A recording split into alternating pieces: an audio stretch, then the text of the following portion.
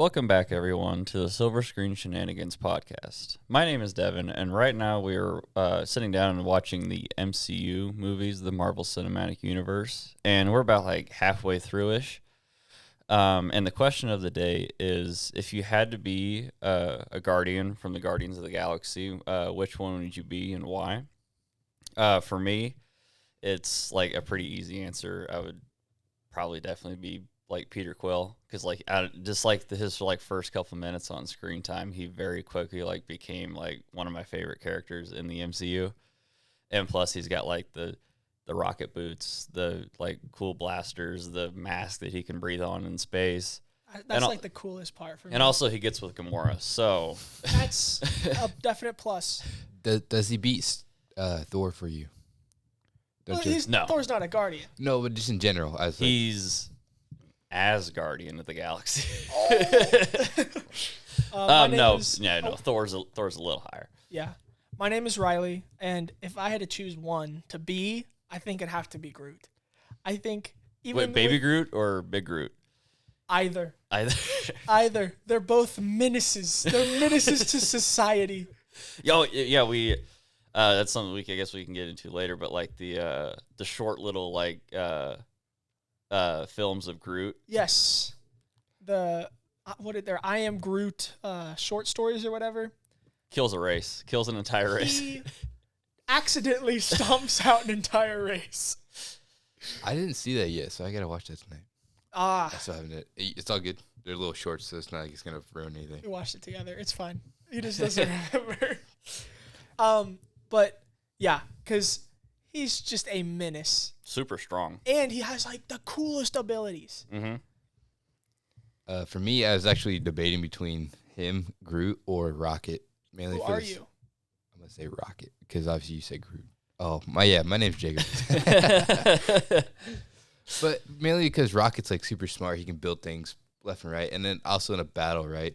He's jumping around left and right. He's a small target. He can hard to miss. Yeah. And he creates bombs out of nothing just for fun. Yeah. That can blow up the moon. Okay. So, yeah, we're talking about the first Guardians of the Galaxy movie.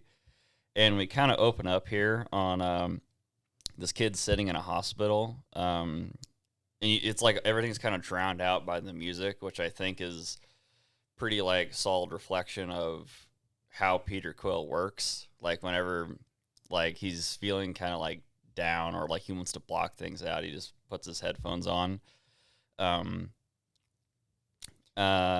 It's not great times because his like grandpa comes and gets him and he brings him into the room, and dude, this is like immediately first 5 minutes you find out his mom is about to die from cancer. Yeah, and she's like minutes away. Yeah, it's terminal.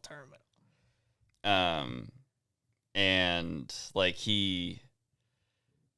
like they've talked with each other for like just a little bit, and he just like can't bring himself to like grab her hand because he just can't accept that like she's leaving. Say goodbye. Yeah. He can't process that he's leaving. He also was just in a fight, so right. Like her last words were like, "Why are you fighting?" Oh yeah, no, he probably got bullied, 100%. And this is like not going to be anything new with Peter Quill. He makes a lot of decisions based off of like rational or irrational emotions. He's very emotionally driven. Yeah. So he runs away, like out of the hospital and out to a field. Mm-hmm. And then he just gets beamed up, like he gets abducted by aliens. What do you think his family thought? Right, dude. Just suddenly poof. This kid just runs off and disappears. To them, they don't know there's an alien ship or anything. He just disappears. Like, their probably best guess is like he just got like taken or something. How would you leave a kid in a hospital by himself? Well, I guess his grandpa goes, "Stay right here, don't move." Immediately runs off. What's the kid gonna do? He's gonna immediately run away. Yeah. Also, imagine that feeling of not being able to say goodbye, right? He regrets that decision, not reaching out for his mom the whole time. Mm-hmm. Yeah. That'd be rough. She was asking for his hand, and then she passed before he grabbed it. Definitely a very sad opening. to a rather funny movie. Yeah, no, it's like those. It reminds me of like the old Disney movies, like with Bambi, or Land Before Time, where it's like super sad, like 5 minutes, and then the rest of it's kind of like, lovey-dovey. But then we cut to, did it say how many years later or something? I don't know if it does. I think it just cuts. Yeah, it just cuts to a planet called Morag. And it's not a great looking planet. Like it's like perpetual storms like all around. It's like raining. Yeah, mysterious ship lands. It's almost as if the entire planet had been ravaged by like natural disasters. Dude gets out and he's like got a pretty cool looking mask on with a trench coat, lands in the ship, and he does like something that I forgot. Like he has like this little device that can like, I don't know how, but it has like maybe it has like a history of the planet and like what was happening during that time. And he like with a hologram recreates like this scene of like this building and like people walking around, so he knows like where to go. Like he's looking for something. You want to know what happened to Morag? What happened? A bunch of climate altering happened to it, so it's submerged in oceans majority of the time, and every like 300 years it subsides, which was when Peter came. Interesting. When I first saw this movie, I thought this was the bad guy. Like not gonna, because it's such like a dark tone to begin with. He's got red eyes and red eyes, big trench coat, kind of scary looking dude, searching through this rubble. I was like, this is the bad guy. This is the bad guy. And then he does a little beep boop, and the mask.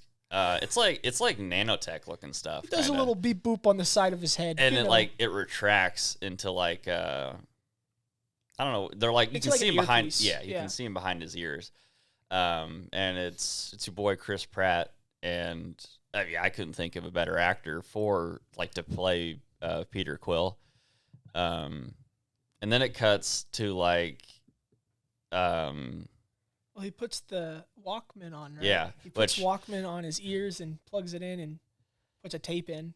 And it's, what is that first song? Is it Come and Get Your Love? Oh, no. Is it Come and Get Your Love? Yes, I believe so. Yeah. Yeah. I think you're right. So the soundtrack of this movie is already like, it's top so tier. Good. Like the soundtrack of this movie, I should have looked it up beforehand, but I thought I heard somewhere that James Gunn, he like kind of picks the songs out and then kind of creates the story around the songs, which is why the music has such like a connection to the characters in the story.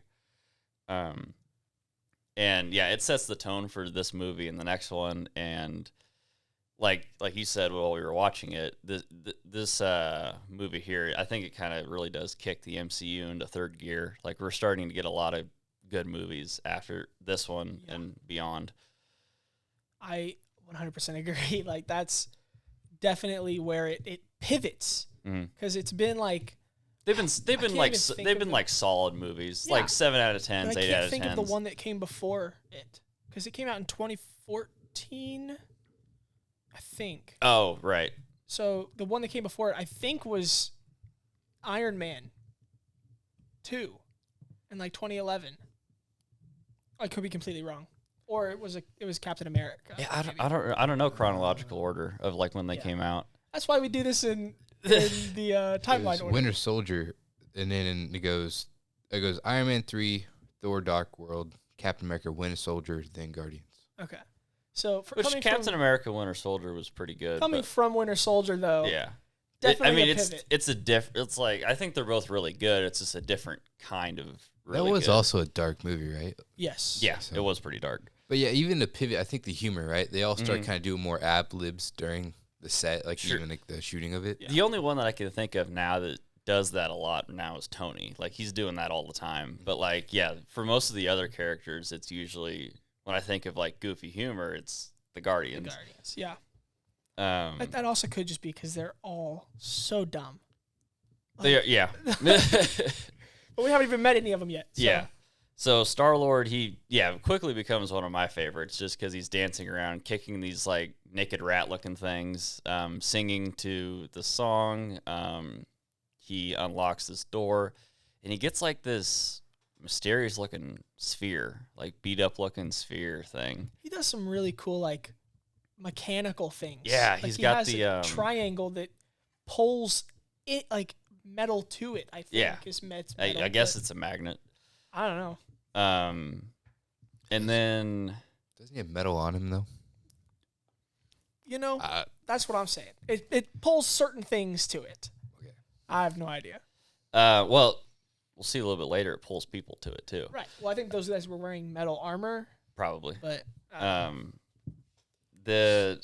I don't question really a lot of these things in really this movie. question things. Because there's gonna be a raccoon flying around in it. So he like gets this orb thing, and as he's walking out, it's the Kree. The dude that we saw in Captain Marvel, I can't remember his name, but he was one of the soldiers in like her group. But now he's looking a little different. He's got like some cybernetic enhancements to the back of his head, and he's with like these. It's with the Kree battle army or something. Like a whole platoon. Mm-hmm. Like couple ships and stuff like that. And they're here for the sphere too. And so this thing, we kind of get the sense it must be kind of important. And Peter's like, hey, you might know me by this name, Star-Lord. And they're like, nah, we never heard of that. He goes, really? Come on, like space outlaw. Kind of ruggedly handsome. No, nothing. Okay. And then like through with like his gadgets and his quick thinking, he like takes this orb, gets away from him, and like kills a couple of the dudes. But this one like kind of top soldier guy, he gives chase to Peter, and he gets out into his ship where he throws that magnet thing, and it gathers a bunch of them there. And then he flies off into the ship, and as he's like getting away, one of like the geysers blows his ship into the sky, and he like loses all control. And then as he does get away, and then he forgets that like he has a girl like stowed away in the ship. He's Didn't like, even remember. I'm gonna be honest, I forgot you're there. Could you imagine the roughest ride of your life and that just bouncing off every single metal wall as he's doing all these tight turns? That's where we really get like his character. He's a playboy. Yeah, he's an outlaw. He's a playboy. He's a guy that doesn't. I would say that like he does what he wants. He doesn't really care about anybody else, like, but what he's gonna do for himself in the moment. Yeah. Which is, that's pretty typical for a lot of the MCU beginners. So he gets a call from Yondu. Yeah, and the girl picks it up. We meet Yondu, and he's the leader of this group called the Ravengers. He's a blue guy with a red mohawk. Mm-hmm. Really cool. Like a really cool mohawk. Not like hair, but like it's a metal. Yeah, it's a like, metal band. Plate. Yeah. That goes across the middle of his head. Really cool. I thought if I could have anything from this entire movie, I'd want his like the arrow thing. Mm-hmm. It really is OP. It's so overpowered. Oh yeah. So Yondu wants Quill to come back to the group and give them the orb, and Quill's like, nah, I'm gonna go sell it for myself. Well, he did like undercut Yondu, right? Like this is supposed to be his whole thing, right? He was supposed to get it and wait for him, but nah, he just left. Well, I guess he did run into the guys, but those soldier dudes. But yeah, I think his plan was to leave anyway. Yeah. So Yondu is upset with him, and he puts a bounty on his head. 40,000 units. Yeah, yes. 40,000 units. And then Quill goes to what? Nova. Xandar? Yes, Xandar. Xandar is the home of Nova Corps. Then we cut to Gamora. Actually, Ronan, Gamora, and Nebula. And yeah, it's like all these really like kind of characters that we kind of cut to fairly abruptly. But we do learn a lot pretty quick. Gamora and Nebula are the quote-unquote the daughters of Thanos, and Ronan is being set on a mission to get this orb for Thanos, and in return, Thanos is going to help him destroy Xandar, because they call him like a fanatic. Like, for some reason, he just really doesn't like Xandar. Something about the Kree, and like they just made a treaty that he was upset with. Yeah, they made a peace treaty, and Ronan was not happy with it because he's like a purist. Something like that. But yeah, politics. You know? Yeah, they bore me. So we're on Xandar, and Quill tries to sell it to a dude, but once he brings up Ronan, the guy who's gonna buy is like, no, get out of my shop. I want nothing to do with that. And then so Quill runs into Gamora. They has fight. And then we get introduced to Rocket and Groot. Yes. And they're just bounty hunters. Like they're just so Groot is the muscle for Rocket's brains. So Groot, like, for those that don't know, is just like it looks like kind of like a tall man, but just imagine like made out of like all bark, and he's like a sentient tree who can like do all sorts of crazy things. But he can only say 3 words: I am and Groot. And Rocket is a cybernetically enhanced upright raccoon who can talk and shoots guns. Been dismantled, put back together multiple times. We're getting a little kooky in the MCU, but I'm here for it. It's exciting. Like, just to see the new characters that they came out with. Like, back in the day, because it was they were playing it pretty safe. Yeah, it was only humans with super suits or superpowers. Now you got a raccoon with guns. And his best friend's a tree. And a tree. Yeah, who would have thought that we ever would have cared about a tree that all he can say is I am Groot? That's a great point. So yeah, we find out all very quickly that our heroes are not like great people. Like, the decisions they make are like pretty like selfish. Oh yeah, selfish. They're all extremely selfish. So they have a huge fight. Yeah, like all of them fight, except for one. But we haven't met. We haven't met him. We've talked about so far. Fight. And they're like going after the orb, but like Rocket and Groot are going after Quill's bounty. So like they're just all like struggling. And then they all get picked up by the Nova Corps officers and get arrested. True. GG. So they're taken to space prison, and they're like, that's when we figure Quill has a great line where Groot says, I am Groot. And he's like, that was as interesting as the first 89 times he said that. Yeah, then we learn that, Rocket's like, he can't talk as good as you or me, so his vocabulary is limited to I and am and Groot. Specifically in that order. Yeah. But yeah, he said, like, somehow Rocket knows, but he says I am Groot every time, but like he's saying different things every time. I mean, I think it's more like a dog type sense, like, oh it's okay, buddy, don't worry about it. I am Groot. Oh, I know you love me. It's okay. No, I was actually reading into this. Actually, it takes just like being around him enough to understand when he means certain things. Yeah. And you talk about like in the script too, majority of the cast doesn't understand what he's saying at all anyways. And the people that do, he actually has his lines in their script so they actually understand the conversation. Oh, so like Bradley Cooper would know what he's saying. Okay, interesting. Huh. That's interesting. So once again, the soundtrack. What's the song by Blue Swede that they play right here? This is like when they're getting like washed down and like all their stuff's being taken away, and Quill gets really pissed that they took his Walkman. Yeah. Oh, he jumped in after the guy who was putting his stuff into evidence or whatever, and was like, hooked on a feeling. Hooked on a feeling. He's like, give me that back. And he gets tased. That's not yours. Then he gets tased. He gets tased. So they all go into like the Gen main Pop. area of like the prison, and like they all hate them. But they especially hate Gamora because she's the daughter of Thanos, and she's put a lot of them.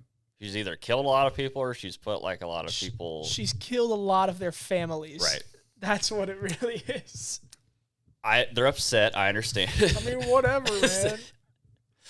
Then there's the one guy who goes, murderer, murderer. Yeah, but like, it sounds like he's just barking at the camera.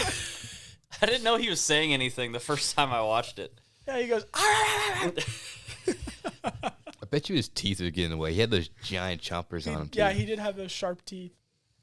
But like, And then like this big blue alien comes up to Quill and like caresses him, and I was like, I don't like this.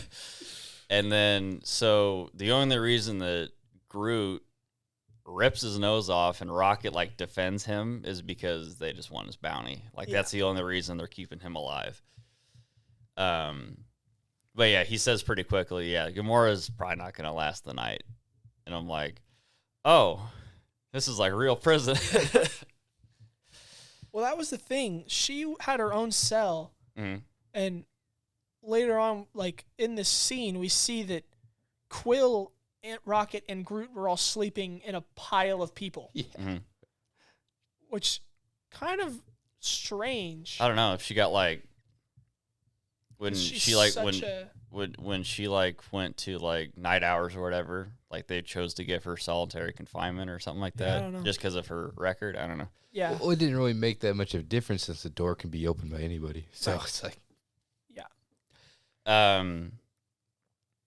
So, but one person the camera focuses on that really doesn't like associates of Ronan is this guy named Drax, and yeah, we find out that Ronan. So yeah, it's that night where Gamora gets these hauled guys, off by a bunch of guys Right. with knives. and they're like gonna kill her for whatever reason, but Drax is like, no, I'm gonna kill her. Because Ronan killed his wife and daughter, like, as he laughed, he claimed. And, It's really messed up. yeah. So, yeah, Drax right now is just kind of on this, like, bloodlust mission to kill Ronan and everybody associated with him. And, I mean, they call him the Destroyer because he's killed, like, a lot of people associated with Ronan.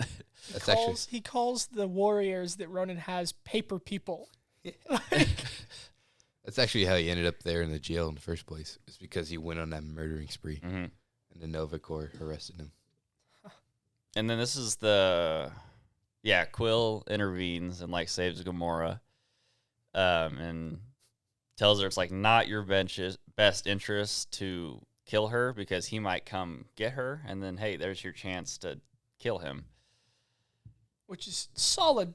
That's a good point. Mm-hmm. If you want this guy dead, you should probably set a trap for him to come to you. Even though we find out it won't matter. So they should Quill tells them that tells Gamora, Rocket, and Groot that we should team up, and Gamora's like, we could sell the orb, and this is like, I can't remember how much they said it was. 4 billion. 4 billion. units. So they're just like, hey, let's just team up, get out of here, sell the orb, and then go our separate ways. So like they're teamed up for just for right now. And I love this plan where, or I guess first we cut back to Ronan, and he's like whining to Thanos about, Yeah. I don't know, what was he whining His about? daughter betraying him and whatnot. Oh, right. Yeah, so Gamora's like, not there and kind of doing her own thing. And then Thanos goes, "You drove my favorite daughter away." Right in front of Nebula. In front of Nebula. And she goes, "Thanks, Dad," or something like that. Dude, there's so much like teenage angst in the first movie from Nebula. For solid reason, as we come to find out. Then like Thanos is like, having none of it. He has like one of the coldest lines. He was like, "If you come back to me again empty-handed, I will bathe the starways with your blood. And I was like, oh my God. Wow.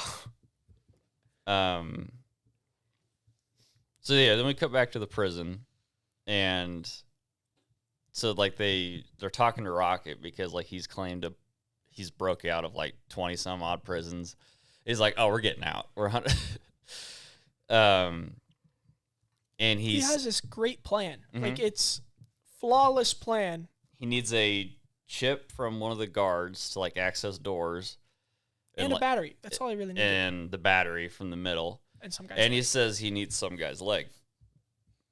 And he's like, so like as they're talking at the table, it's this great deal where like, you know, stuff's going on in the background. They're all talking at this table. And Groot gets up and he's walking over to the battery. Yeah, the battery that he's like, this will set off all of the security alarms. So we definitely need to do that last. And then he pulls it. Rips it out of the wall. Just straight up out the wall. Alarms start going off. He's like, I guess we could do that first and improvise. So yeah, they get the leg, they get the battery, and like, yeah, the guards are showing up with guns and stuff, and then yeah, Drax shows up and helps. Yeah, huge fight. They finally get into the guard station that they were trying to, and Rocket manages to turn the gravity off in the entire building except for the guard room that they're in. Which Rocket tells Quill that he's like, I didn't need the leg. I just thought it'd be funny. Was it funny? Was him wobbling around? And then Quill goes, I had to transfer him 30,000 units. And then he calls Drax a thesaurus, and he's like, don't ever call me a thesaurus. He's like, you can't use metaphors with his people. They're completely, you know, it's all going to go over his head. He's like, nothing will go over my head. I will catch it. My reflexes are too fast. So, yeah.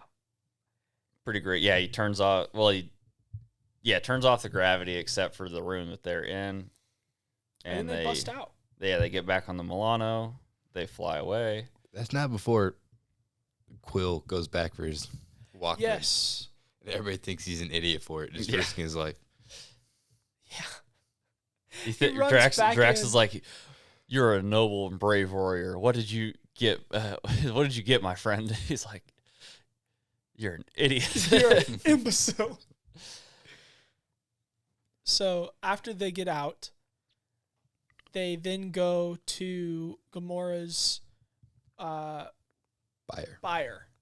in nowhere, which is a giant celestial head. As like they're flying there, though, I want to mention real quick, the chemistry throughout the Guardians as they're like flying there on the ship is like, it's probably why everyone likes them so much. Because they're just like this super dysfunctional family, and everybody can see that. Like, Rocket's taking apart Quill's ship and building bombs with it. Drax and Gamora are like just bickering about like, you know, stuff like that. And then Peter Quill's Jackson Pollock comment, which is pretty gross but pretty funny. Yeah. But yeah, no, they go to the... So they go into a celestial head, which is insane. Mm-hmm. Because as we find out later in the MCU, the Celestials have been around for a long time. Mm-hmm. And somehow this one died. Yeah. Something killed this one. Who knows? So in Nowhere, which is the name of this giant celestial head, where pretty much anything is legal, right? That's what you'd say? I'd say it's like a black market. Yeah. They go and they try to sell the orb to a guy that I'm pretty sure is the Collector, right? Mm-hmm. Yes. So the Collector And he has everything. has everything. Mainly species. Yeah. Fun little like history deal. When the Russians launched the dog into space, and like that's where it went. The Collector got it. The Collector has the dog. And yeah, he has a bunch of different species. And his servant girl has like one of her own species is right behind her. Yeah. Which is like really messed up. Well, it's because she failed him. Yeah. He's like, you're in my collection now. That's super crazy. But like in the comics, I'm pretty sure the Collector was a huge villain. I think, if I remember correctly, he was a huge villain who would capture people and force them to fight to be a part of his collection. Mm-hmm. I believe. So the Guardians are dealing with a villain currently, and he gets the orb from them, and he starts pulling it apart and explaining what it really is and why it's worth so much and why people want it. We find out it's an Infinity Stone. That's pretty crazy. Is this the first time we know of Infinity Stone? Ooh. I think so, because it fully describes what an Infinity Stone is. Oh, no, never mind. We see it in Dark World first. That's when... Oh, the Reality Stone. Yeah. Well, the ether. That's the first reality. That's like the first stone, but we don't know what they are. Oh, the story. I'm pretty sure behind them. Odin explained it in that movie, though. Okay, maybe he did. I don't know. That one, it's a forgettable movie. Yeah, I don't remember a lot out of the Dark World. But so he takes apart the orb, and there's 6 elemental stones. Yeah, he talks about the 6 elemental stones that were formed at like the beginning of the universe, and they're all like extremely powerful. And he's like, "Don't touch that." And real quick though, when Peter gets out the orb in that scene, and then he drops it, picks it up, and gives it back to him. That was like a real moment on set where Chris Pratt accidentally did that, and they just kind of kept rolling. And I'm like, yeah, that totally works with Peter Quill. He goes, "I brought you." True opposite. Yeah. So then, they walk around to like start dealing out the units because sold. It's done. Yeah, he wants it. Yes. And his assistant decides that this is the great time to... You can't control me. And then she turns herself into a bomb. She obviously did not listen to the whole speech. Absolutely there was like not. 9 people in a row trying to like hold the power in like collectively, and they all died. She goes, "I can do this." But watch this one though, right? It'll work this time. Yeah, she blows up. Yeah. And causes tons of damage. So then they take it again, right? They take the orb. Well, after the giant explosion, Yeah. Gamora comes over and claps it shut. Currently, while this is all happening, Drax has decided to go over to they go get radio drunk. station. They go get drunk. That was beforehand. Before this. I guess that was before this. Yeah, so they go get drunk in this place, like before they sell it, and like all their issues are kind of brought out in like the light. Like Rocket thinks he's a monster, and Drax is like kind of just this the angry drunk who's on a bloodlust mission. And then a pretty great scene where like Quill puts his headphones on Gamora, and they listen to "Fooled Around and Fell in Love," and it's a great scene because like they're about to kiss, and then he knocks him against the railing and puts a knife to his throat, and he goes, "What the hell?" Your pelvic sorcery. But then while they're trying to sell the orb, Drax goes over to a radio station and calls Ronan down. Tells him exactly where they are, and he's like, "Hey, come try me." We've all been there, right? Made dumb decisions while we were driving. Not to this extent. Not to this extent. We've all he calls called like a demigod, a mass murderer down to like fight. So after that, Ronan shows up. Aren't they walking back out? They're they're about to leave. Yeah. And then Ronan shows up and Yondu shows up at the exact same time. Yeah. Which is bad timing on Yondu, honestly. Yeah, he could have showed up any other time. Literally, if Yondu had showed up before they got there, but he wouldn't have known how to get like where they were going to go sell it, I guess. Oh, he went to Xandar and he was like interrogating that one dude. Yeah. That's how he found out, right? Yeah. What do they call those pods they jumped in after this when they all show up? I think were they for mining pods? Yeah, guess? they're industrial strength mining pods. Because they're whatever the head of Celestial was pretty valuable, which I imagine so. Yeah. So they jump in those and start fighting Drax Ronan's. Quote unquote fights Ronan, and just gets wiped, absolutely destroyed. Yeah. And while Gamora, Quill, and Rocket go in the mining pods and they're flying and like crashing in, like playing bumper cars with he them. said these are industrial strength. It takes a lot to damage them. And he goes, well, the shooters are definitely going to take us out. He goes, I wasn't talking about that. So they start using them like bumper cars to smash the other ships. And their ships are like paper. Like they're yes. Yeah, I mean, one bump and the thing explodes. So somehow like Gamora. So which one? Who has the orb? Gamora has the orb. She's in the front. Gamora has the orb. Her ship gets damaged, sort of, kind of, and so she's like, she's not gonna make it to the Milano, so she goes just outside of the head, just out into space, and the ships are not meant to do that. And then Nebula, super cold, like right behind her, just blows that thing up that she's in, like fully committing to like killing her sister. Her out into space. Well, there's a lot of built up stuff there, Yeah. Oh yeah, no, we'll get to that, especially in the second one. Yeah, definitely. So Gamora is now floating in space, and Quill jumps out of the ship and goes over to her, tells Yondu where he is, and then gives her the mask so she can breathe. Mm-hmm. And the only reason why she survives, like, all of her cyberkinetic like enhancements, and that was mentioned. And then all of a sudden, they just leave, right? They grab the orb and dip. They dip.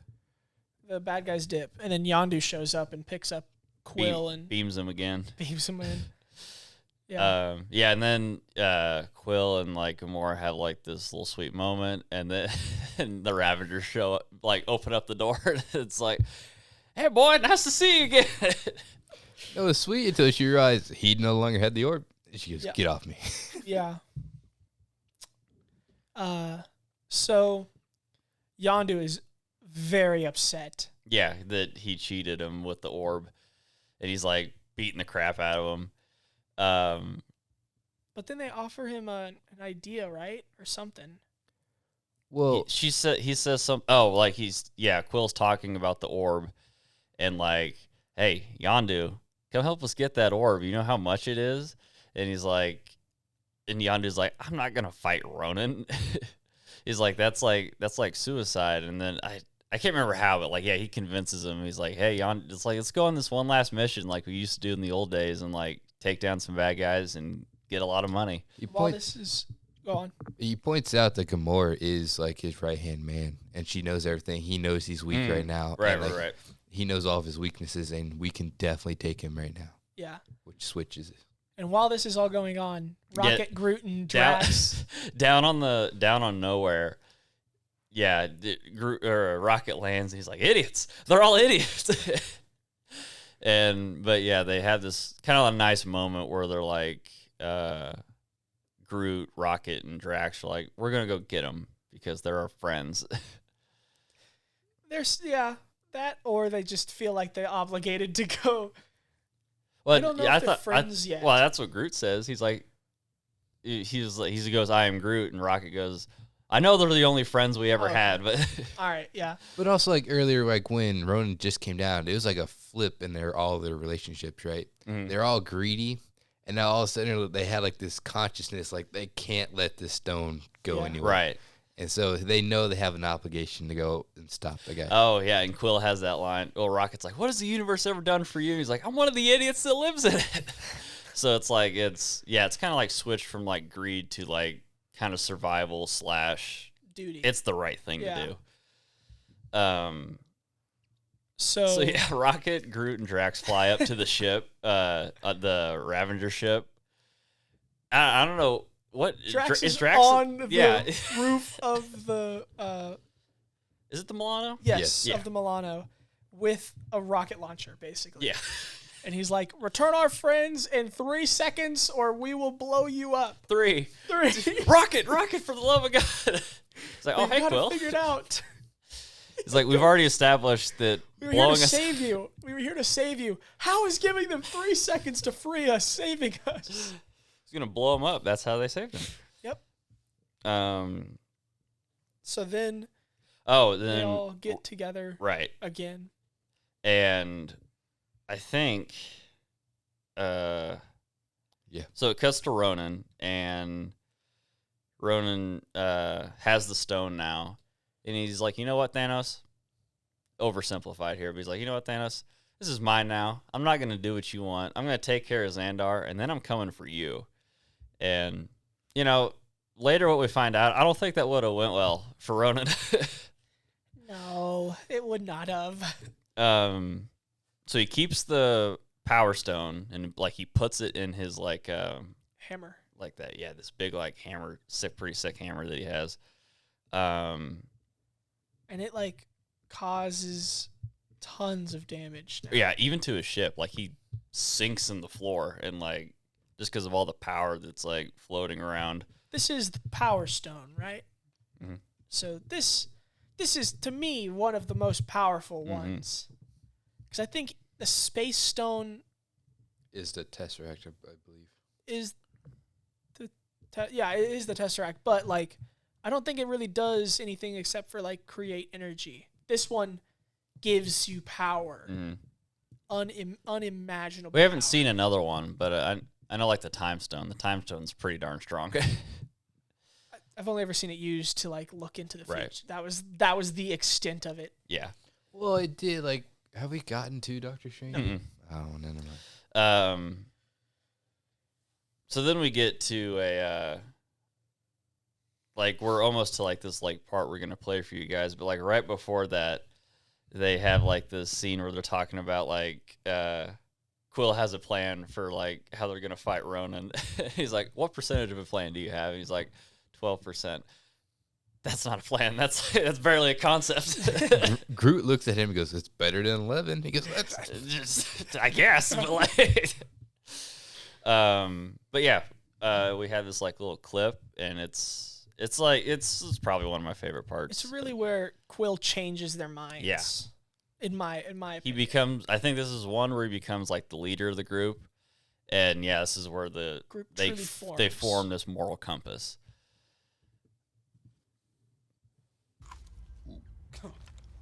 Guys. Come on. Yondu is going to be here in 2 seconds. He expects to hear this big plan of ours. I need your help. I look around at us. You know what I see? Losers. I mean, like, folks who have lost stuff. And we have, man, we have, all of us.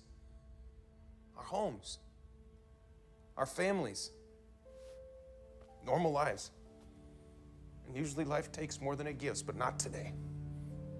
Today it's given us something. It has given us a chance. To do what? To give a shit. For once. Not run away. I, for one, am not going to stand by and watch as Ronan wipes out billions of innocent lives. But Quill, stopping Ronan, it's impossible. You're asking us to die.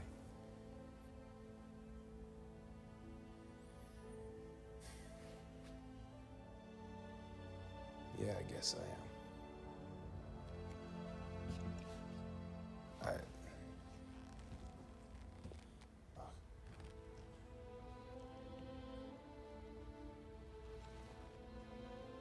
Quill.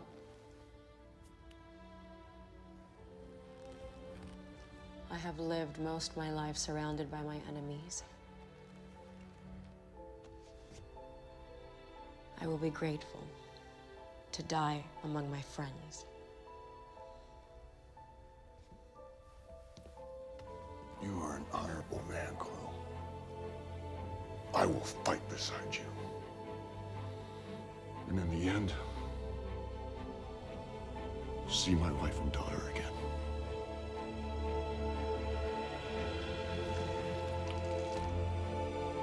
I am Groot.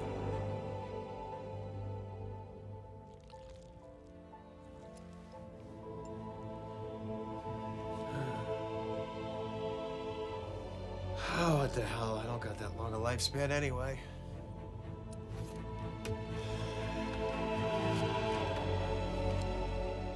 Now I'm standing. You all happy? We're all standing up now. Bunch of jackasses standing in a circle. So good. It's not only is it funny, I think this is what the Guardians movies does so well, and James Gunn and all these actors. Like, hopefully I remember like these three things I want to say. Like, one, these lines could be delivered by other actors and they could be fine, but these actors, I think they do such a good job in the way it's delivered. Like it makes you care and it gives like emotion to them. And like the thing that these movies do really well is like do like kind of a perfect blend of humor and emotion. Like we're like, because we're like kind of laughing, but like on the inside we're like, oh my god, we care about them, but like also that's really funny. And they're like, it's really deep motivations for a lot of these characters. And a line I really like in that is from Gamora when she's like, she wants to die among her friends. And I was like, oh, that was really good. She's lived among enemies. She'd be happy to die among friends. Mm-hmm. So then the fight for Xandar. Then they go to Xandar. He sends him a message. Yeah. Oh yeah, he basically sends a message to one of the like head police dudes played by John C. Reilly. Yeah, to Xandar, where he was like, "Here's a warning: the Kree are coming." You have and no reason to believe me, but I did just break out of your prison, so why would I really be coming back if this wasn't real? And I'm 100% it. He's like, I may be an a-hole, but I'm not 100%. And I'm quoting here, ma'am. He's like, and she goes, "Do you believe him?" And he goes, "Well, I don't think anybody's 100%ed." He's like, yeah, Xandar forces, and they trust the message, and they prepare for this like invasion. So we got Ravengers. Oh, and they tell him that he has. They tell her the leader, what do they call her? Nova Prime. They tell her that Ronan has an Infinity Stone, and she's like, "Oh crap, we're doomed." Yeah. It's also, you have to believe the Ravengers. Like at this point, like I get the point of it, but like your skies are full of Ravengers now. Mm-hmm. Yeah, they're like, "We're here to help," and she's like, "I don't know." So the Ravengers show up. Their plan is to bust into the side and send Yondu and Quill's ships in. Yeah. To then go fight this guy. Yeah, kill Ronan. And while the rest of them are going to take out like kind of like the dog fighters that are like flying around and like causing havoc to the city. I think he called them like necro flyers or something like that. I can't remember exactly. That sounds right. That sounds. Yeah. So they do blow a hole inside of the ship. So like there's a start. Yondu gets shot down. Yeah. He goes down and he tells Quill, he's like, "Remember, boy, after this, you're going to give me that orb." And okay. Yeah. So Drax, Gamora, Groot, and Quill go into the ship, right? Rocket's still out flying in the ship. Yeah, I think that's right. Meanwhile, the Nova Corps like made their whole they've joined barricade. Yes. And they do something really sick. Like their ships are like kind of designed in like the star pattern, I guess is the best way I can describe it. Tips and the top, bottom, and left and right all connect on every ship to create a giant net. Yeah. And because the Ronan's whole thing is he needs to land on this planet, hits the staff on the Earth, and everything dies. Because it has to touch organic life. Yeah. For it to work. So they're holding his ship back, and like, it's working right now. Yeah. As they do that, he then sends out all the little ships, and he tells them to dive bomb the city. So as they're stopping the big ship, and they told the people to evacuate, but like, there's a lot of people. You can only evacuate so quickly. Yeah. So then, Rocket and the Ravengers have a pretty cool like team up moment where they're just like blowing these ships out of the sky, and so meanwhile, like on the inside, you can't say the line, but like Drax he's like, Quill, you are my friend. This big dumb tree, you are my friend. And then he's like, the green bleep, you are my friend. It's funny. Go watch it, but I can't say it. Yeah. And then Nebula pops up, and she just starts saying all these mean things about them. And then Drax shoots her with a rocket launcher and blows her back. Doesn't kill her, but like blows her back. And he's like, nobody says that about my friends. So they get into a fight with Ronan. Meanwhile, so Gamora is trying to shut down the security gates. Yes, the security gates so they can get into the room with Ronan. Mm-hmm. So Gamora's fighting Nebula. Quill is with Drax And Groot. And they're fighting the paper soldier people. dude, that main soldier dude that we saw in the beginning. Yes. And he calls Peter Star-Lord, and he's like, yes. Finally. So they has fight. Is it Drax that does it? Rips out his So Drax rips the cybernetic like stuff out of this dude's head. Seeing how he went down, he's probably dead. Yeah, most likely. He's like, bzzz. And then a bunch more soldiers come running in, and Groot, a menace, stabs like 10 of them, and then like so it's like in this hallway. He stabs like one side of 10, and then just back and forth, just beating them all into the side of the walls. And he turns around and smiles. So I'm like, I can't stay mad at him. Smiles. Well, it's great, too, because we talked about everybody has a problem, and then Riley goes, not Groot. Yeah, Groot doesn't have any issues. He's a menace. And we just look at Riley when we're watching this. He goes, you see what we're talking about? But, like, and then I can't stay mad at him, though. Yeah, he's just helping. He's just helping. He was just happy to help. So they make quick work of them, and then they get to the doors. Gamora does the thing. Well, the doors are still shut when they get there. Right. She does a little flippy thing, and Nebula goes off the side of the ship. Gamora even reaches a hand out for her. Nebula cuts her own arm. Cuts her own arm off. And because she doesn't want to be saved by Gamora or something. But then Gamora opens the door. And they see kinda Ronan. Corner him pretty well. Gamora comes through the floor. Yeah. So they're all there. And then is it Drax or Quill that shoots him with the thing? Quill shoots him. Quill does. Big, like, rocket launcher. Shoots him with the rocket launcher that was going to blow up the Ravager ship. Like, it's a big bullet. Well, it's supposed to destroy a moon, according to Rocket. Yeah. Did not. It hits Ronan, and they're like, all right, cool. It does like that anime thing where, like, they hit the villain, and, like, the dust is around it, and they're like, we did it. No. No. And, like, Ronan gets up, and he has, like, a little, like, singe right here on his chest, but like that's it. It did nothing.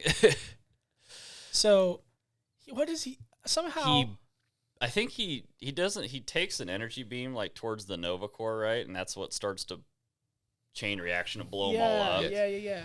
And then he's like, "Good luck. I'm gonna crash the ship now." And then he blows them back with not like an energy blast, but like the normal wave the hammer already had beforehand, and like knocks them all to the ground. Next thing you know, in comes Rocket. Yeah, Rocket. That's what he does. He crashes the ship through the. As he's like, because Drax is like, once again tries to fight Ronan, and Ronan just chokes out, and he's like about to kill Drax. Rocket just. And that'll become like a signature Rocket thing that he does when like one of our main heroes are in trouble. He just comes out of nowhere, just crashes into the. Then we get the sad scene. Right, because the ship's crashing, and like they're all gonna die. Everybody's hurt, and Rocket's like knocked. I think Drax and Rocket are knocked out. Yeah, Rocket is super knocked out. Drax is in bad shape. Mm-hmm. Gamora's all cut up, I think, and she's been like tasered a lot from Nebula. Yeah, she's dragging Drax. Yeah. And then Groot like does like this super set. He like looks around, he looks what's happening, and then he like starts to like he extends his entire body around them as like a giant bear hug, and like creating this ball of he like connects to the ship. He like puts them on like little seat belts with like his, And I'm like, and then, yeah, Rocket goes like, no, you can't. He's like, you're going to die. And then it shouldn't be sad. It really should not be sad. But he says, we are Groot instead of I am Groot. I'm like, He learned a new word. it should not be sad, but it's sad. Yeah. I mean, you can kind of infer what he meant. Like, we are we're family. family. Or, yeah. And it's like, ooh, yeah. think about that. Also, think of like the juxtaposition, right? You're in this like most peaceful atmosphere you've ever been in. It's soft, it's fluffy. There's little lights of like lightning bugs flying around, and then, boom, Yeah, hit the ground. The ship crashes and just. Yeah. Everybody is in pain. Twigs. Yeah. everywhere. Sticks are Yeah. everywhere. Groot's over here. He's over there. Yeah, and then Rocket, who we've never seen like show any emotion besides just like, just anger. He's like Holding he has a like bundle of sticks. that he's just bawling, and I'm like, movie, chill out. Like, you don't It's need to not make that me serious. feel like. How is it that I don't care about a movie about the Justice League and Superman, but I care about this CGI raccoon that's holding sticks? So then Ronan shows up and is like he's mocking them, like, behold your Guardians of the Galaxy. And that's where they get their name. They Yeah. get it. Thank you, Ronan. Yeah, it's a cool name. I mean, and then I've said this a lot, but we get one of the best moments in the MCU. It's the dance off to save the universe. yep. Because he gets the idea because, like, as the Milano crashed, because it was in the Dark Aster, Mm-hmm. Yes. that was Ronan's ship. Yes. What's the song it's playing? Oh boy. It's not. Ooh, child, things are gonna Yes, get yeah. brighter. I can't remember what that song is, but like it's playing, and then Quill's like, I'm gonna distract him. I'm gonna dance, and so like he starts dancing, and then the only reason I can think Ronan is so weirded out by this because I would imagine that nobody has ever danced or like sung around Ronan. I feel like Right. they would have been too afraid. Well, I mean, you know? he's a military man. Yeah. He's killing people all the time. So he's like in disbelief, looking at Quill. He's like, "What the hell are you doing?" And he's like, "Gamora, take it." And he's like, She was shaking her He head. goes, subtle. All "Take right, it bring back." it back. And he's like, "What are you doing?" He's like, "I'm distracting you, you big turd blossom." So Rocket has like Recreated the gun again. from like I don't like he put It together was- some wires and stuff, and Yeah, like I mean, it was from the original Mhm. rocket launcher that Quill shot. He just Yeah. had more pieces of Quill ship now. Yeah, yeah. yeah, and that big He bullet shot the hits like hammer. really good accuracy too. Yeah, shoots the hammer and like I think it shows because obviously Quill doesn't know what his abilities are yet. Right.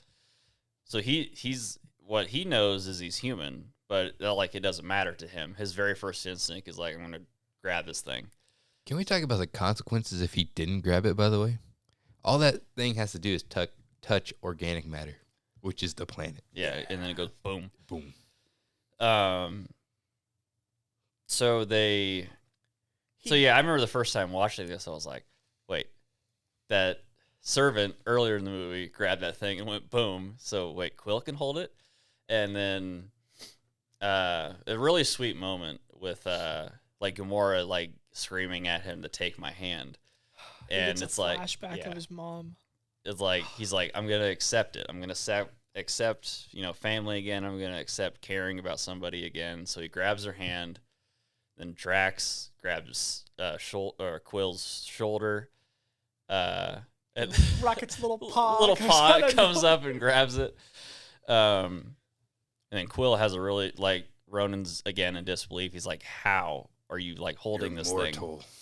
He's like, "You said it yourself, B. We're the Guardians of the Galaxy," and then they just blow him away. And then boom, Ronan's dead. Yeah. Then again, Yondu Yeah, with the worst timing. Oh, we missed Yondu's coolest fight. Oh, wait. So yeah, Oh, as When I- Yondu I- goes down yeah, in when the he- right, fight, right.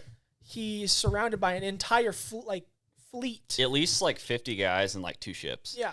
a full unit of the army or whatever, and Yondu puts his hands up, and he starts whistling, Yeah. and his little red arrow starts flying, and then he whistles like a song, and it destroys everybody Like and that. the ship. Yeah. And then, like, before everybody fell and the thing exploded, he put it back. Like some samurai stuff, dude. It was so cool. But then, yes, Yondu shows up, and He's wanting the orb. he wants the orb. So Quill, in Quill fashion, Gives it to him. gives it to him. Gives it to him. Uh, Then he leaves, and then then he he's like, leaves. Yondu, don't open that. You've seen what it does, right? So Ravengers go on their merry way. The Guardians, he's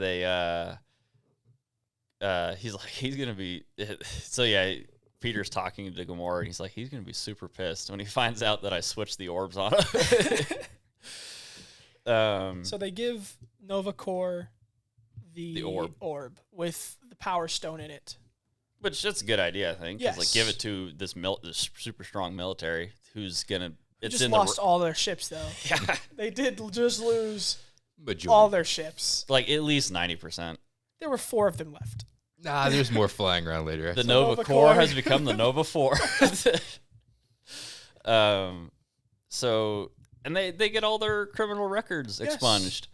So As then they're leaving, they go, so well, what if I really want something and somebody has it, but they don't like it as much as I would? yep, that's illegal. So- Illegal. That's illegal. You can't take it.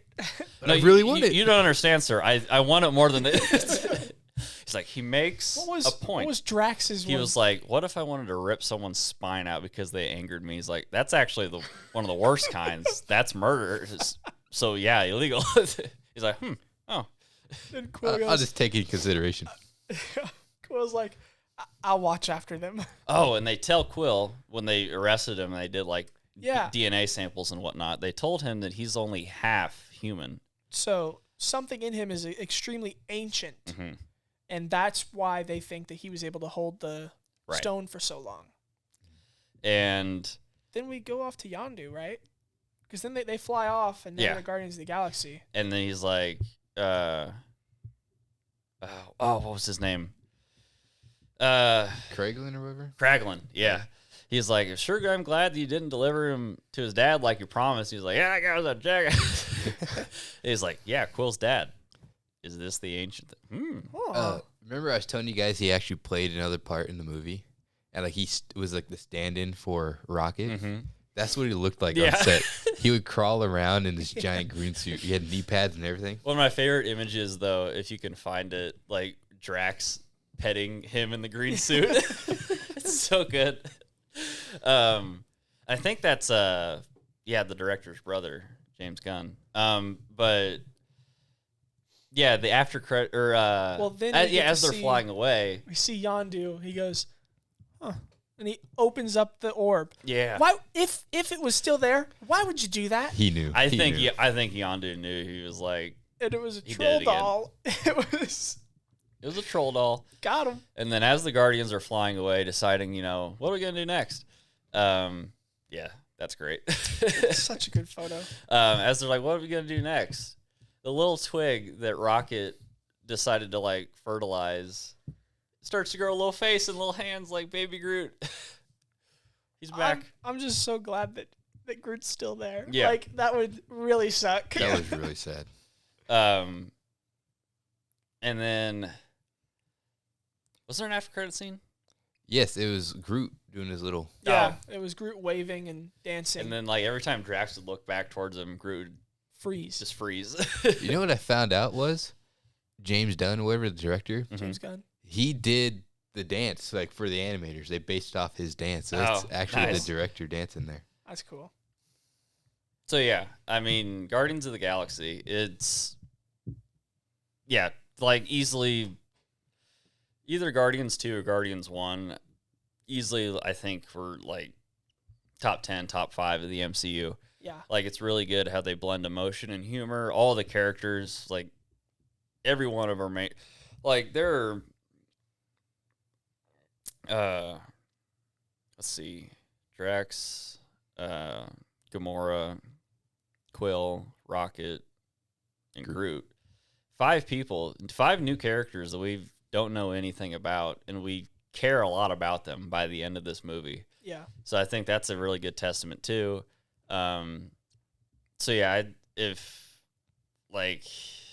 you were to rank it, I'd say this is like at worst an 8 out of 10, at best probably like 9, 9.5. And it's only going to get better in the sequel. Yeah. I was going to say like 8.5, but that's like on like a super stingy scale. If you're going to nitpick at it a lot. Right. Yeah. I mean, it's such a good movie. Yeah, it's great. It starts the comedy era of the MCU. No, I agree with the 8.5 aspect to it, like the pickiness of it. Like, it's a great movie. I can watch it multiple times. But like, I'm gonna go back to what you said. Is like, it's all about the characters and like we relate. Like every single character has a problem. There's nobody that's perfect, and almost someone can relate to one of those people having lost family, just been alone, right? I think the MCU really does work when you boil things down to like very simple, very real stories. Like this is a story about a dysfunctional family if you want to get down to it. Mm-hmm. Yeah. Well, thank you for listening. This has been Silver Screen Shenanigans podcast, and thank you.